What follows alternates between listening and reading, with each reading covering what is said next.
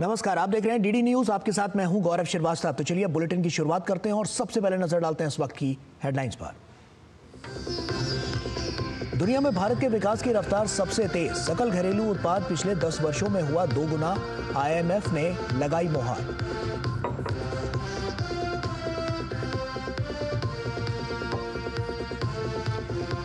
Belgium में spot किया गया भगोड़ा हीरा कारोबारी मेहुल चोकसी। भारत सरकार ने की प्रत्यर्पण की मांग। चोकसी पर 13,500 करोड़ रुपए के बैंक घोटाले का है आरोप।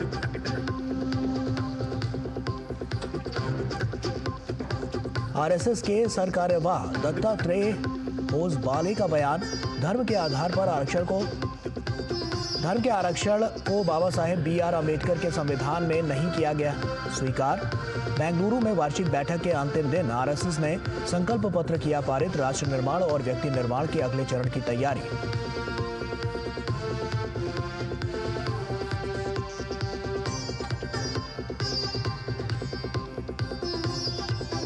शहीद दिवस के मौके पर मां भारती के वीर सपूतों भगत सिंह, राजगुरु और सुखदेव को कृतज्ञ राष्ट्र कर रहा है नमन। प्रधानमंत्री नरेंद्र मोदी ने कहा, शहीद वीरों का निडर प्रयास हम सभी को करते हैं प्रेरित।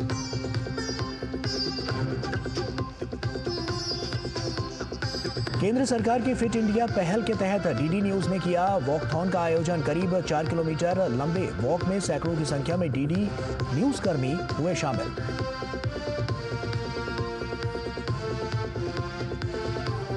और इंडियन प्रीमियर लीग में आज 2 मैच होंगे। पहले मुकाबले में हैदराबाद में सनराइजर्स हैदराबाद का सामना राजस्थान रॉयल्स से होगा, जबकि चेन्नई में चेन्नई सुपर किंग्स और मुंबई इंडियंस के बीच होगी भिड़ंत।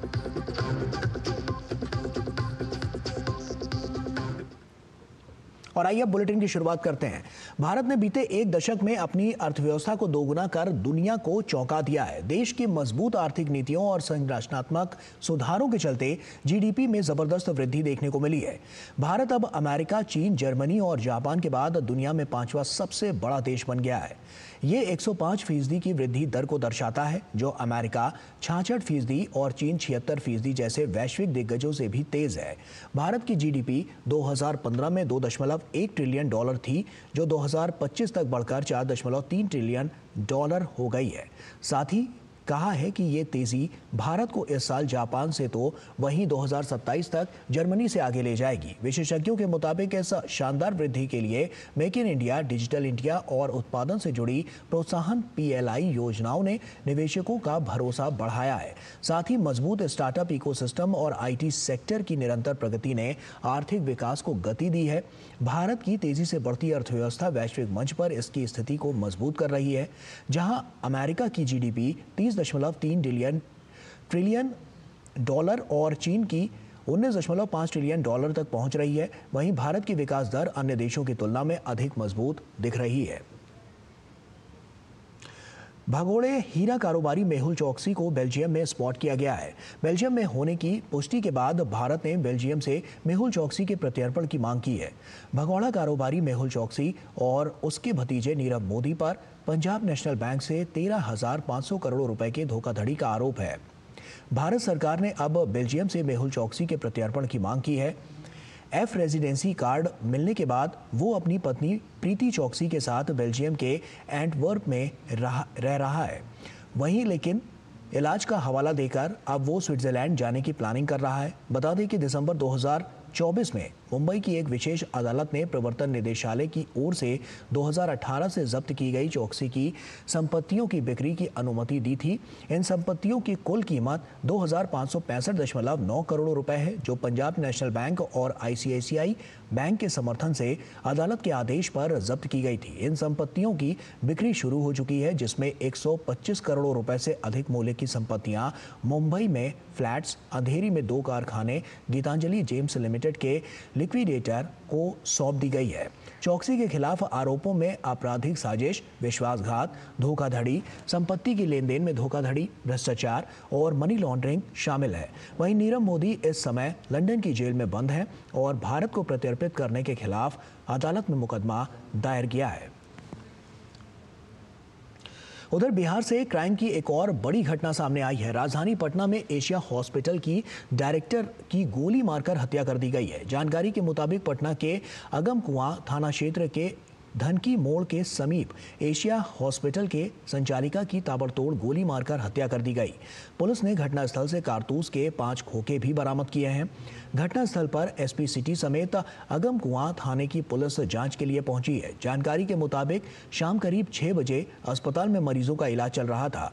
इसी दौरान कुछ अपराधी एशिया हॉस्पिटल पहुंचे और डायरेक्टर सुरभि राज के चैम्बर में घुसकर ताबड़तोड़ 6 से 7 गोलियां चला दी। गंभीर हालत में उन्हें पटना एम्स ले जाया गया, जहां डॉक्टरों ने उन्हें मृत घोषित कर दिया। आगमकुआं थाना अंतर्गत एक एशिया हॉस्पिटल है, उसमें डायरेक्टर सुरभि राज 35 वर्ष हस्बैंड रोशन, उनको हत्या बारे में बात सामने आ रही है। गोली मार के उनका एम्स हॉस्पिटल में पोस्टमार्टम के लिए भेजा गया है। इसमें फॉरेंसिक टीम और डॉग स्क्वाड के द्वारा भी जांच किया गया। पुलिस तुरंत पहुंच के एविडेंस कलेक्ट करके अभी जांच चल रही है। और केरल की 89 वर्षीय वरिष्ठ भाजपा नेता अहिल्या शंकर का कोझिकोड में निधन हो गया है। अहिल्या शंकर केरल की एक महिला महासचिव थी, जिन्होंने 1980 में मुंबई में आयोजित भाजपा गठन सम्मेलन में भाग लिया था और दूसरी महिला भाजपा राज्य समिति में शामिल हुई थी। उन्होंने महिला मोर्चा के प्रदेश अध्यक्ष और प्रदेश महासचिव के पद पर कार्यभार संभाला। साथ ही भाजपा राज्य समिति और राष्ट्रीय कार्यकारिणी समिति के सदस्यों के पदों पर भी रही हैं। वो कई निगमों में भाजपा की उम्मीदवार थीं। वे 1982 और 1987 में बेपोर से और 1996 में कोयलांडी से विधानसभा चुनाव लड़ी। वहीं 1989 और 1991 में मंजेरी से और 1997 में पोन्नानी से लोकसभा चुनाव लड़ी। राष्ट्रीय स्वयंसेवक संघ की 3 दिन की अखिल भारतीय प्रतिनिधि सभा के अंतिम दिन संघ के सरकार्यवाह दत्तात्रेय होसबाले ने प्रेस कॉन्फ्रेंस की और इस दौरान दत्तात्रेय होसबाले ने कहा कि धर्म के आधार पर आरक्षण को बाबा साहेब B.R. अम्बेडकर के संविधान में भी स्वीकार नहीं किया। Religion based reservation is not possible.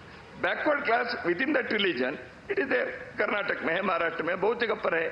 Backward communities within it. See, that is why religion based reservation is not accepted in the constitution authored by Dr. Baba Saheb Ambedkar.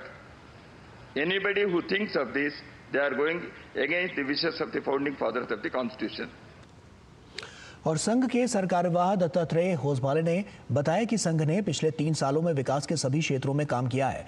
आने वाली विजयदशमी को संघ के 100 साल पूरे हो जाएंगे।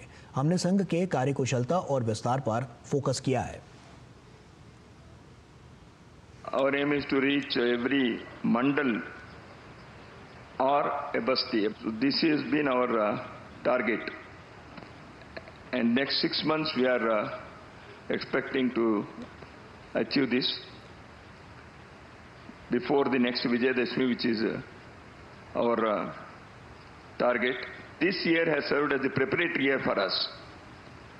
Preparatory year in the sense, one is expansion of the organizational activities, consolidation, improving the quality of the work, and also reaching out to various segments and preparing for the centenary year to expand and emphasize the activities that we have already been taking up, but giving a special focus on the same. प्रतिनिधि सभा में संगठनात्मक कार्यों का विश्लेषण, विकास, प्रभाव और समाज परिवर्तन की चर्चा की गई और उन्होंने कहा कि संघ ने गत 100 वर्षों में कार्य के विस्तार और सुदृढ़ीकरण पर ध्यान केंद्रित किया है। The 100th year definitely provides us an occasion, an opportunity to, number one, to introspect. Number two, to place our acknowledgement to the society at large. This is an occasion for us to rededicate ourselves to the cause of nation. Instead of calling it a celebration of 100th year, we shall take a resolve to do our work more meticulously, more qualitatively. We are part and parcel of this society. We are not away from this society. भारतीय सेना ने उरी में लापता हुए 2 युवकों के शवों को पाकिस्तान के कब्जे वाले जम्मू कश्मीर से वापस लाने में अहम भूमिका निभाई है। दरअसल 5 मार्च को बसग्रान और कुंडी बरजाला से युवक और युवती झेलम नदी में डूब गए। 20 मार्च को चुनौतीपूर्ण परिस्थितियों में भारतीय सेना के निरंतर प्रयासों के परिणाम स्वरूप झेलम नदी में मृतक पुरुष का शव देखा गया। बचाव दल ने शवों को निकालने का प्रयास किया। हालांकि पानी की तेज धाराओं के कारण शव नियंत्रण रेखा के पार पाकिस्तान के कब्जे वाले जम्मू और कश्मीर के चकोठी सेक्टर की ओर बह गया। दोनों लापता युवक युवती के शवों को पाकिस्तानी अधिकारियों ने शनिवार को उरी सेक्टर के कमान अमन सेतु पर औपचारिक रूप से भारतीय सेना को सौंप दिया। हस्तांतरण के बाद शवों के अंतिम संस्कार के लिए उनके संबंधित परिवारों को लौटा दिया गया। सुशांत सिंह राजपूत के केस में भाजपा ने महाराष्ट्र की पूर्ववर्ती उद्धव सरकार पर हमला बोला है। भाजपा प्रवक्ता राम कदम ने कहा है कि उद्धव सरकार आरोपी को बचाने की कोशिश कर रही थी, इसीलिए सरकार ने जानबूझकर सबूत मिटाने के बाद मामला सीबीआई को सौंपा। साथ ही कहा कि अगर समय रहते केस सीबीआई को सौंपा जाता तो सुशांत के परिवार को न्याय मिल सकता था। सुशांत सिंह राजपूत का केस जब सारा देश मांग कर रहा था कि वो केस सीबीआई को सौंपी जाए, उद्धव ठाकरे सरकार ने जानबूझ करके कोताही की। बिहार की पुलिस जब मुंबई जांच करने आई, उनको तक रोका गया। क्या कारण था? उद्धव ठाकरे सरकार को अपने लोगों को बचाने के लिए सारे सबूत मिटाए गए। इन सारे मामलों के पीछे उद्धव ठाकरे सरकार और उनके करीबी लोगों को बचाने का उनका दुस्साहस, यह मूल कारण है। अगर सही समय पर केस उद्धव ठाकरे जी ने सीबीआई को सौंपा होता तो आज सुशांत के परिवार को जरूर न्याय मिलता। 10 मार्च को शुरू हुए भारत किर्गिस्तान संयुक्त विशेष बल अभ्यास खंजर का 12वां संस्करण आज किर्गिस्तान के टोकमोक में संपन्न हुआ।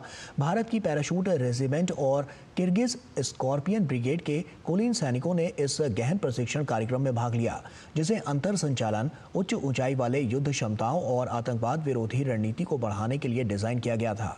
पूरे अभ्यास के दौरान दोनों टुकड़ियों ने स्नाइपिंग, जटिल बिल्डिंग इंटरवेंशन, माउंटेन क्राफ्ट और विशेष आतंकवाद विरोधी अभ्यास जैसे उन्नत ऑपरेशन का अभ्यास किया। खंजर 12 का मुख्य आकर्षण नौरोज का उत्सव था, जो एक सांस्कृतिक मील का पत्थर था। अभ्यास से दोनों देशों के कर्मी करीब आए, साथ ही आपसी समझ को बढ़ावा मिला। औपचारिक समापन समारोह के दौरान 2 भारतीय कर्मियों को उनके अनुकरणीय प्रदर्शन के लिए किर्गिज रक्षा मंत्रालय द्वारा पदक से सम्मानित किया गया, जबकि 2 अन्य को उनके पेशेवर मानकों की मान्यता में प्रशंसा प्रमाण पत्र प्राप्त हुए। खंजर 12 का सफल समापन भारत और किर्गिस्तान दोनों की अपनी रक्षा साझेदारी को मजबूत करने और क्षेत्र में शांति, स्थिरता और सुरक्षा को बढ़ावा देने की प्रतिबद्धता की पुष्टि करता है। दक्षिण अफ्रीका के Phoenix settlement trust Gandhi development trust द्वारा महात्मा गांधी से संबंधित कलाकृतियों और दस्तावेजों को नई दिल्ली के राष्ट्रीय गांधी संग्रहालय को सौंपा गया। विदेश मंत्री डॉक्टर एस जयशंकर ने महात्मा गांधी से जुड़े दस्तावेज मिलने पर खुशी जाहिर की। उन्होंने कहा कि बापू का जीवन और संदेश आने वाली पीढ़ियों को प्रेरित करता रहेगा। भारत ने बोत्सवाना में बाढ़ को देखते हुए मानवीय सहायता भेजी है। विदेश मंत्रालय ने सोशल मीडिया पर पोस्ट में इस बात की जानकारी दी।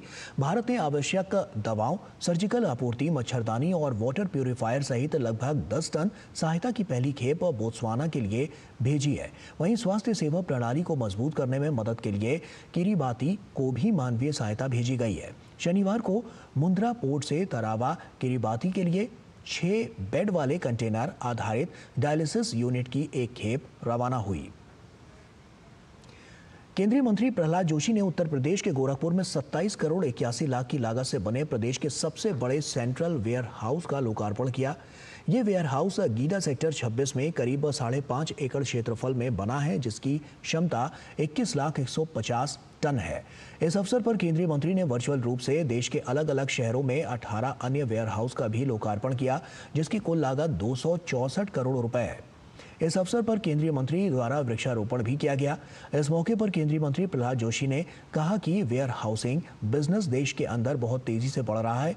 उन्होंने कहा कि प्रधानमंत्री नरेंद्र मोदी के नेतृत्व में देश मैन्युफैक्चरिंग हब के रूप में तेजी से बढ़ रहा है और भारत देश fastest growing economic of the world के रूप में विकसित हो रहा है। सेंट्रल वेयर हाउस कॉरपोरेशन के द्वारा देश में 18 विविध राज्यों में, विविध भागों में हमने वेयरहाउस उद्घाटन किया है। 264 करोड़ इसमें हमने इन्वेस्ट किया है और इधर जो है 1,20,000 स्क्वायर फीट का सिंगल एक वेयरहाउस गोडाउन हमने शुरू किया है। इसका इधर इस एरिया में जो इंडस्ट्रियलाइजेशन हो रहा है और बाकी सब एक्टिविटी भी चल रहा है, ई कॉमर्स का एक्टिविटी चल रहा है, उसके कारण बहुत ही बड़ी मात्रा में वेयरहाउसिंग का डिमांड है। एग्रीकल्चरल प्रोडक्ट्स है, वो भी प्रोडक्शन भी ज़्यादा हो रहा है और इसका एक्सपोर्ट वगैरह बहुत ही अब ज़्यादा हो रहा है। इसके कारण लॉजिस्टिक व्यवस्था में एक बहुत अहम पहल है। उत्तर प्रदेश के संभल जिले में सपा सांसद जियाउर रहमान बर्क के बिना नक्शा पास कराए गए मकान निर्माण के मामले में अगली सुनवाई 5 अप्रैल को अब होगी। दरअसल अवैध निर्माण मामले में नया ट्विस्ट ये सामने आया है। मामले में सपा सांसद के पिता ममलूकुर रहमान बर्क ने प्रकरण में तीसरा पक्ष बनने के लिए एसडीएम कोर्ट में अपील दायर की, लेकिन अपील खारिज होने पर उन्होंने डीएम की अदालत का दरवाजा खटखटाया है, जहां सुनवाई के लिए 5 अप्रैल की तारीख तय की गई है। इससे पहले एसडीएम वंदना मिश्रा के यहां शनिवार को सपा सांसद जियाउर रहमान बर्क के अधिवक्ता कासिम जमाल पेश हुए। उन्होंने समाजवादी पार्टी से सांसद जियाउर रहमान बर्क के पिता ममलूकुर रहमान बर्क के मुताबिक बताया कि पूरे प्रकरण में तीसरा पक्ष बनने के लिए उन्होंने इसी वर्ष 23 जनवरी को एक प्रार्थना पत्र एसडीएम के यहां दिया था। हालांकि एसडीएम ने 10 फरवरी को उनके प्रार्थना पत्र को खारिज कर दिया। अब इस प्रकरण में उन्होंने डीएम संभल के न्यायालय में अपील दायर की है, जिसमें अगली सुनवाई 5 अप्रैल को होगी। केंद्र सरकार ने इस साल 1 अप्रैल से प्याज पर 20% निर्यात शुल्क समाप्त करने का फैसला किया है। केंद्रीय अप्रत्यक्ष कर एवं सीमा शुल्क बोर्ड ने कहा है कि प्याज पर लागू 20% निर्यात शुल्क को शून्य करने का फैसला किया है। ये अधिसूचना 1 अप्रैल 2025 से लागू होगी। सरकार ने देश में दिसंबर 2023 में इसके निर्यात पर प्रतिबंध लगा दिया था। निर्यात प्रतिबंध के बावजूद वित्त वर्ष 2023 से 24 के दौरान कुल प्याज निर्यात 17.17 लाख टन और वित्त वर्ष 2024 से 25 में 18 मार्च तक 11.65 लाख टन रहा। सरकार के अनुसार मासिक प्याज निर्यात मात्रा सितंबर 2024 में 72,000 टन से बढ़कर जनवरी 2025 में 1.85 लाख टन हो गई। उपभोक्ता मामलों के मंत्रालय ने कहा कि ये निर्णय किसानों को लाभकारी मूल्य सुनिश्चित करने और उपभोक्ताओं के लिए प्याज की कीमत काबू में रखने के लिए सरकार की प्रतिबद्धता का एक और प्रमाण है। और वहीं मिजोरम में पाए जाने वाला एंथूरियम फूल अब सिंगापुर की शोभा बढ़ाएंगे। कृषि और प्रसंस्कृत खाद्य उत्पाद निर्यात विकास प्राधिकरण ने सिंगापुर के लिए एंथूरियम फूलों की पहली खेप को सफलतापूर्वक रवाना किया। यह भारत की पुष्प कृषि निर्यात क्षमता को बढ़ाने की दिशा में एक महत्वपूर्ण कदम और ये इस क्षेत्र की पुष्प उत्पादन निर्यात मात्रा में एक बड़ी उपलब्धि है। इसका सीधा फायदा उत्तर पूर्वी क्षेत्र के किसानों को मिलेगा। इस विशेष फूल के निर्यात से वे भरपूर आर्थिक लाभ उठा पाएंगे। केंद्रीय मंत्री पीयूष गोयल ने इसे लेकर प्रसन्नता जाहिर करते हुए सोशल मीडिया हैंडल एक्स पर वीडियो साझा किया। केंद्रीय खेल मंत्री मनसुख मांडविया ने उत्तर प्रदेश के लखनऊ में भारतीय खेल प्राधिकरण द्वारा आयोजित फिट इंडिया संडे मूवमेंट में शामिल हुए। उनके साथ उत्तर प्रदेश के मंत्री गिरीश चंद्र यादव भी मौजूद रहे। इस मौके पर मनसुख मांडविया ने साइकिल को प्रदूषण का एक समाधान बताया। साथ ही कहा कि ये फिट रहने का मंत्र भी है।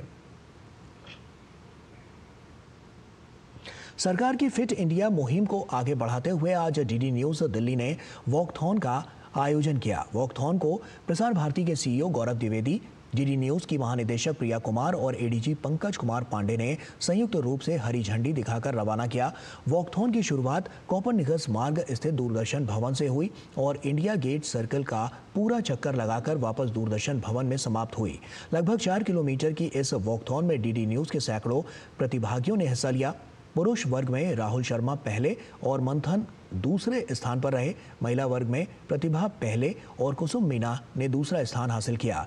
40 से 50 आयु वर्ग में असीम मिश्रा ने प्रथम स्थान हासिल किया और इस मौके पर स्वयं संस्था की इस्मनु जिंदल भी मौजूद रहीं। आज डीडी न्यूज़ ने एक वॉकथॉन ऑर्गेनाइज किया। माननीय प्रधानमंत्री का जो फिट इंडिया का आह्वान है उसको देखते हुए हमने सबने ये डिसाइड किया कि हम भी इसका एक हिस्सा बनेंगे। हमारे 300 करीब प्रतिभागी थे और मैं सबका बहुत धन्यवाद करूंगी। सबने बहुत इससे जोर शोर से इसमें पार्टिसिपेट किया है और हम लोग आगे भी ऐसे करते रहेंगे। और सबको हम यही कहना चाहेंगे, हमारा यही एक मैसेज है कि सबको अपनी फिटनेस पे ध्यान देना चाहिए और सबको इसका हिस्सा बनना चाहिए। डीडी न्यूज़ के इस वॉकाथॉन में हमने ये भी ध्यान रखा कि हम लोग एक इंक्लूसिविटी, जो इंक्लूजन वाला एक प्रिंसिपल है, उसको भी हम साथ लेके चले। हमारे साथ कम से कम 15 लोग ऐसे थे जो दिव्यांग हैं, जिन्होंने बहुत ही हिम्मत से और बहुत ही जोश से इसमें पार्टिसिपेट किया है, तो इसके लिए हम उनका भी धन्यवाद करते हैं। इंडियन प्रीमियर लीग में आज डबल हेडर यानी एक दिन में 2 मैच खेले जाएंगे। दिन के पहले मुकाबले में दोपहर 3:30 बजे से सनराइजर्स हैदराबाद का सामना हैदराबाद में राजस्थान रॉयल्स से होगा। दिन का दूसरा मुकाबला चेन्नई सुपर किंग्स और मुंबई इंडियंस के बीच होगा। मैच चेन्नई के MA चिदम्बरम चेपॉक स्टेडियम में शाम 7:30 बजे से शुरू होगा। चेन्नई सुपर किंग्स और मुंबई इंडियंस दोनों टीमें 5-5 टाइटल जीतकर लीग की सबसे सफल टीमें हैं। मुंबई ने फाइनल में 3 बार चेन्नई सुपर किंग्स को हराया है। वहीं चेन्नई सुपर किंग्स ने 2010 में अपना पहला खिताब मुंबई को ही हराकर जीता था।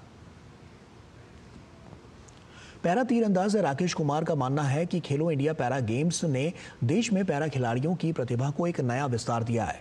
उनके मुताबिक आज जिस तरह से एक्सपोजर खिलाड़ियों को विभिन्न माध्यमों के जरिए मिल रहा है, उससे खेल और खिलाड़ी दोनों का विकास हो रहा है। इस वक्त हमारे साथ पैरा तीरंदाज राकेश कुमार हैं, जो कि खेलो इंडिया पैरा गेम्स में भाग ले रहे हैं। आइए उनसे बात करते हैं और जानते हैं कि वो किस तरह से देखते हैं इस मंच को। राकेश, खेलो इंडिया पैरा गेम्स का ये दूसरा संस्करण है, कैसे देखते हैं, कितनी चीज़ें बदली हैं और कितना इस मंच की आज के समय में इम्पोर्टेंस है? मुझे लगता है कि ये एक पैरा खिलाड़ियों के लिए काफ़ी बड़ी उपलब्धि मैं कहूँगा, क्योंकि जैसे हम लोग पैरा आर्चरी से हैं तो ज़्यादातर हमें नेशनल्स में डोमेस्टिक टूर्नामेंट खेलने को नहीं मिलते हैं। एक नेशनल मिल जाता है या ट्रायल्स वगैरह होते हैं जो भी इंटरनेशनल कंपटीशन के लिए, लेकिन ये गवर्नमेंट का मैं कहूँगा कि काफ़ी बड़ा इनिशिएटिव है जिससे कि नए और पैरा तीरंदाज निकल के सामने आ रहे हैं और इस खेल को रोमांचक बना रहे हैं। इस कंपटीशन के लेवल को किस तरह से देखते हैं, क्योंकि जब आप लोग साथ में होते हैं और कई यहाँ पे युवा खिलाड़ी जो हैं वो भी साथ में हैं, अभी अगर आप बात करें वर्ल्ड लेवल्स की या नेशनल या इंटरनेशनल की, तो आर्चरी का स्तर काफ़ी ज़्यादा ऊंचा हो गया है। और जो आप नए खिलाड़ियों को देख रहे हैं, आगे आने वाली जो हम कह सकते हैं कि पैरा तीरंदाजी की रीढ़ की हड्डी, वो जो नए खिलाड़ी हैं वो आ रहे हैं, क्योंकि आने वाले 1-2 सालों में जब हम रिटायर हो जाएंगे तो यही देश को रिप्रेजेंट करेंगे इंटरनेशनल लेवल पे। तो जब ये हमारे साथ खेलें, जब हम इनके साथ जब खेलते हैं, मैच तो रोमांचक होता ही है, लेकिन उसमें ये काफ़ी कुछ सीखते हैं जो शायद हम अपने स्टार्टिंग में नहीं सीख पाए। राकेश कुमार का अब अगला टारगेट क्या रहने वाला है? देखिए सर, मैं काफ़ी सारे इंटरव्यू पे बोलता हूँ, मेरा अगला टारगेट जो है, मैं कभी ज़्यादा लंबा नहीं सोचता, मैं हमेशा एक स्टेप आगे की सोचता हूँ। अभी मैं खेलो इंडिया में आया हूँ तो मेरा दिमाग में सिर्फ खेलो इंडिया ही चल रहा है। जैसे ही कल इससे मैं निकल जाऊँगा, पदक आएगा नहीं आएगा वो तो बात की बात है, वो तो हमारी प्रैक्टिस पे है कि हमने कितना प्रैक्टिस किया। लेकिन अभी आने वाला जो मैं समझता हूँ कि एक वर्ल्ड रैंकिंग टूर्नामेंट जो इटली में होगा, मई में होगा, मेरा फोकस इससे हटके उस पर रहेगा। ये जो मंच होते हैं ये कहीं ना कहीं खिलाड़ियों को विकसित करने में अपनी अहम भूमिका निभाते हैं और इसी मंच के बल पर आगे की जो तस्वीर होती है, खासतौर से पैरालंपिक की और पैरा एशियन गेम्स को लेकर के, वो यहीं से बननी तैयार होती है। कैमरामैन अनिकेत दुबे के साथ मैं गौरव कुमार, डीडी न्यूज़, दिल्ली। और वहीं इजराइल को निशाना बनाकर दागे गए रॉकेट के जवाब में इजराइल ने लेबनान पर हमला किया। इजराइल ने शनिवार को लेबनान पर हवाई हमले किए जो युद्ध विराम के बाद सबसे तेज हमले थे। ये हमले इजराइल को निशाना बनाकर लेबनानी रॉकेट दागे जाने के जवाब में किए गए। लेबनान के स्वास्थ्य मंत्रालय के हवाले से बताया गया कि बॉर्डर के पास दक्षिण में इजरायली हवाई हमलों में 2 लोग मारे गए और 8 घायल हो गए। वहीं हिजबुल्लाह ने शनिवार के हमलों की जिम्मेदारी से इनकार करते हुए कहा कि रॉकेट लॉन्च से उनका कोई संबंध नहीं है। दिसंबर के बाद से ये दूसरी बार है जब लेबनान से इजराइल पर रॉकेट दागे गए, जिससे सीज फायर को लेकर चिंताएं बढ़ गई हैं। इजराइल के प्रधानमंत्री कार्यालय ने कहा है कि सेना को लेबनान में दर्जनों ठिकानों के विरुद्ध सख्ती से कार्रवाई करने का निर्देश दिया गया है। अमेरिकी राष्ट्रपति डोनाल्ड ट्रंप ने अपने प्रशासन के खिलाफ मुकदमे दायर करने वाले और आव्रजन पहल को रोकने वाले वकीलों और कानूनी फर्मों के खिलाफ कानूनी कार्रवाई की तैयारी कर ली है। ट्रंप ने अटॉर्नी जनरल पाम बॉन्डी को ऐसे वकीलों और कानूनी फर्मों की समीक्षा करने का आदेश दिया है। ट्रंप ने एक आदेश में उनका विरोध करने वाले वकीलों के खिलाफ शिकायतों पर विचार किया। साथ ही ऐसे वकीलों और फर्मों की सुरक्षा, मंजूरी और सरकारी अनुबंधों को रद्द करने की तैयारी की है। इसके बाद कानून और न्याय विभाग पर ट्रंप का शिकंजा कसता जा रहा है। मीडिया रिपोर्ट्स के मुताबिक राष्ट्रपति ट्रंप ने अटॉर्नी जनरल पाम बॉन्डी को पिछले 8 साल में सरकार के खिलाफ मुकदमेबाजी शामिल रहे वकीलों और कानूनी फर्मों की समीक्षा करने के आदेश दिए गए हैं। इसमें ऐसे वकीलों और फर्मों की ओर ध्यान केंद्रित करने के लिए कहा गया है जिन्होंने आव्रजन के खिलाफ कदम उठाए हों, क्योंकि ट्रंप प्रशासन का मानना है कि उन्होंने अनुचित तरीके से काम किया है। तुर्की में विपक्षी नेता एकरम इमामोग्लू की गिरफ्तारी के विरोध में प्रदर्शन हो रहे हैं। इस्तांबुल से शुरू हुआ प्रदर्शन देश के 50 से ज्यादा प्रांतों में फैल गया है। भ्रष्टाचार और आतंकवाद के आरोप में गिरफ्तार एकरम इमामोग्लू ने अदालत में सुनवाई के दौरान अपने ऊपर लगे सभी आरोपों का खंडन किया है। एकरम इमामोग्लू तुर्की के सबसे बड़े शहर इस्तांबुल के मेयर भी हैं और काफ़ी लोकप्रिय नेता भी माने जाते हैं। इमामोग्लू के समर्थक का आरोप है कि ये गिरफ्तारी राजनीतिक मंशाओं से प्रेरित है। वहीं सरकार एक राजनीतिक प्रतिद्वंदी को रास्ते से हटाने की कोशिश कर रही है। और इसी के साथ फिलहाल इस बुलेटिन में इतना ही। दीजिए इजाजत। नमस्कार।